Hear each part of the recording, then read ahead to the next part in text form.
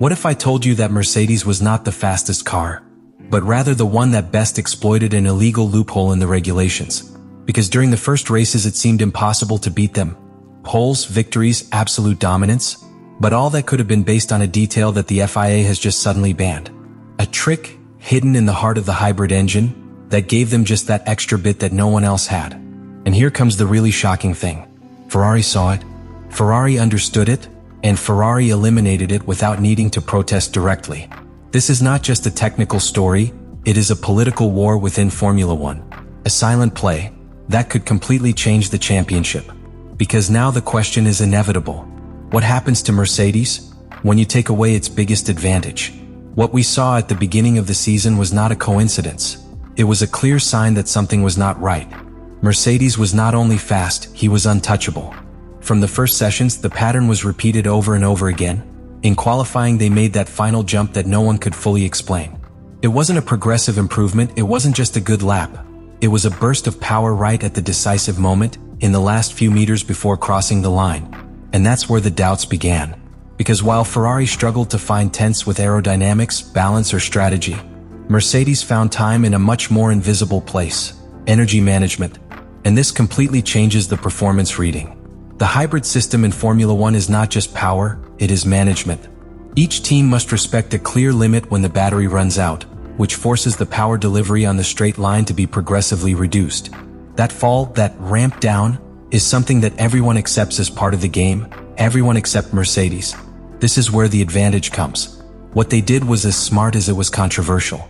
They used a system that was not designed for competition, but for emergencies. The safety shutdown of the MGUK. A mechanism that should be activated only in case of failure or risk, but that, in their hands, became a strategic tool. By activating it tactically, they avoided this progressive loss of power. Instead of dropping performance, they maintained it. Instead of losing speed at the end of the straight, they extended it a few more seconds. And in classification, that is devastating. Because you don't need the whole turn, you need the exact moment. That last sector, that last stretch, that moment where everything is decided. And while the others arrived limited, Mercedes continued pushing. The result was immediate. Total dominance in the first races, consecutive pole positions, undisputed victories. Ferrari simply had no answer on equal terms.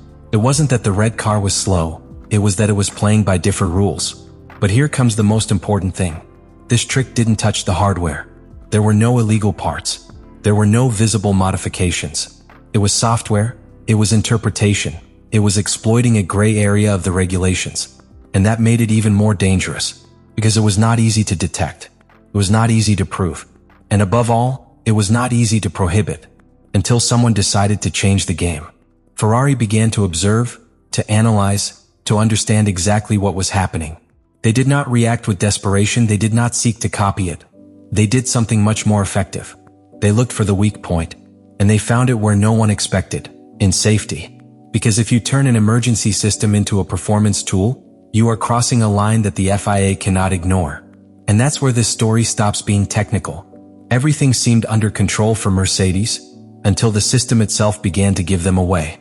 Because when you play at the limit of the rules, there is something you cannot completely control: error, and that mistake came at the worst possible time. During a fast lap, on a circuit where precision is everything, one of the Mercedes cars suffered a sudden loss of power in the middle of a critical section. It wasn't just any mistake, it was exactly the type of behavior that trick could cause if it wasn't executed perfectly. Suddenly, what seemed like a brilliant advantage became obvious. Because this tactical use of the emergency system was no longer invisible.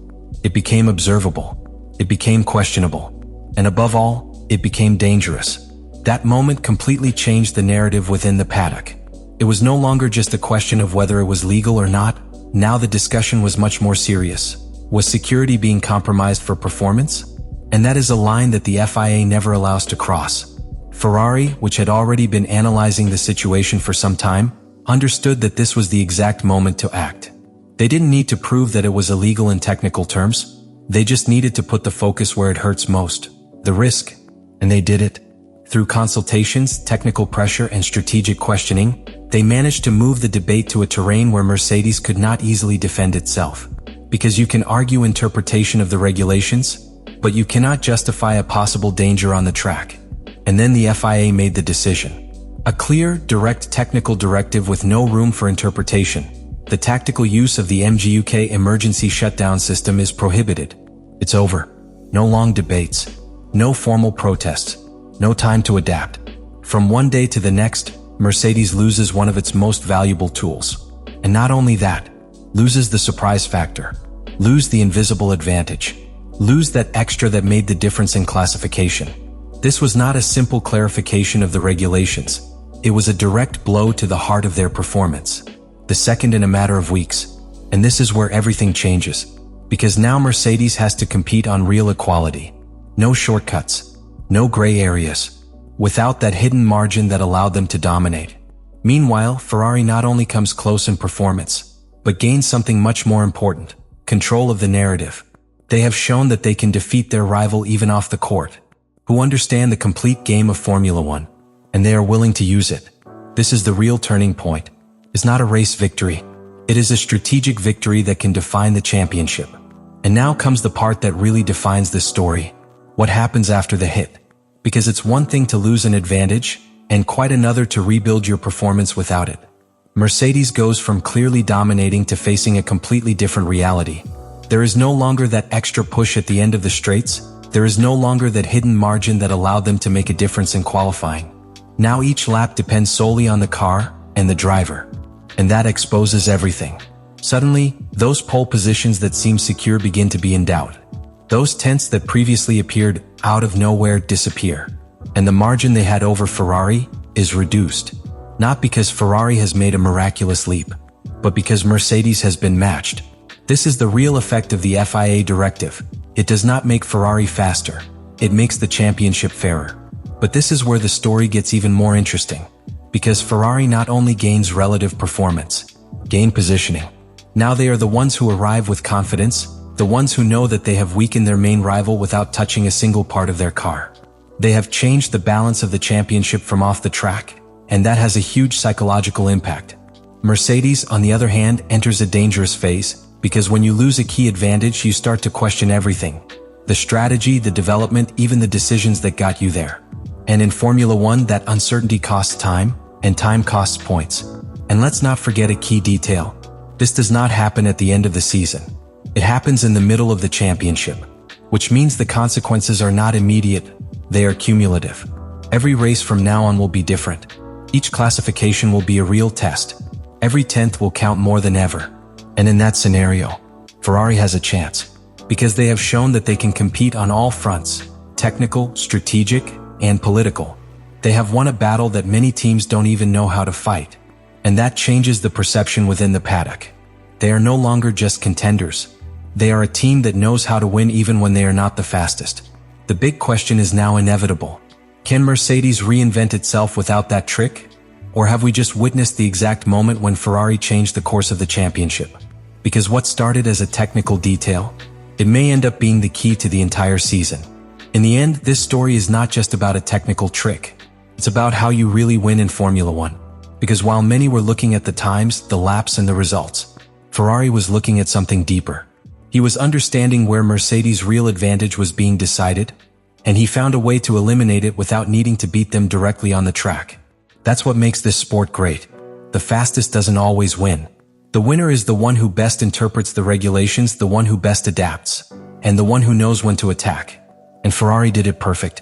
They transformed a technical disadvantage into a strategic opportunity. They turned a gray area of the regulations into a safety problem. And they forced the FIA to intervene where it hurt the most. You already know the result. Mercedes loses her secret weapon. Ferrari recovers ground.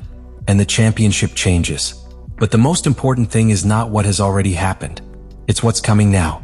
Because from this moment on, there are no excuses. There are no more hidden advantages. There is no more room to hide. Now, let's see who is really the best. And this is where you have to decide. Was this simply a rule correction? Or did we just witness the play that could define the entire season? Because in Formula One, races are won on Sundays, but championships are won with decisions like this. Let me know in the comments what you think about all this.